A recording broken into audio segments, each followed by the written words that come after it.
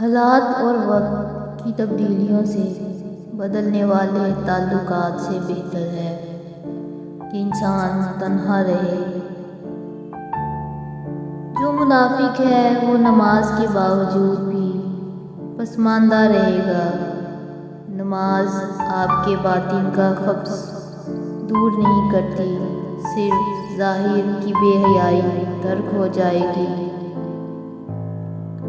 درود کا معنی ہے یاد، درود کا معنی ہے ادب۔ یاد کرنے کا نام درود ہے، پڑھنے کا نام درود نہیں ہے۔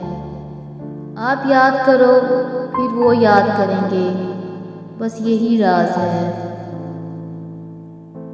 اگر آپ کے گھر میں نیک لوگوں کا، نیک بزرگوں کا اور نیک روحوں کا آنا جانا ہے تو خود بخود گھر کی دیواریں نیک ہونا شروع ہو جائیں گی اور بہت ساری غلط تصویریں اترنی شروع ہو جائیں گی۔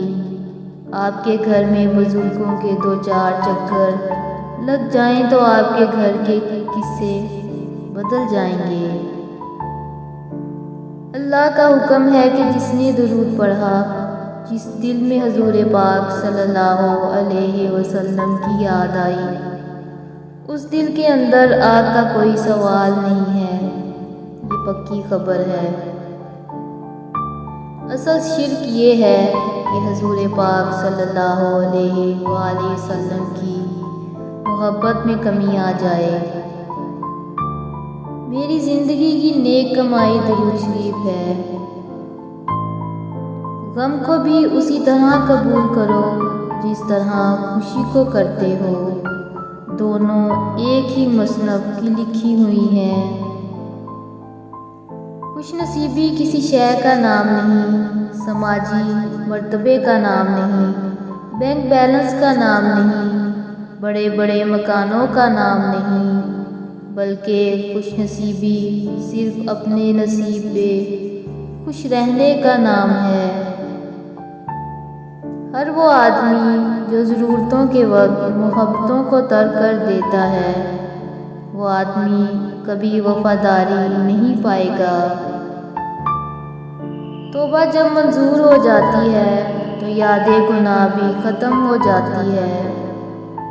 اتنا تو معلوم ہے کہ ہم جلدی میں ہیں، ہمیں کس بات کی جلدی ہے یہ معلوم نہیں۔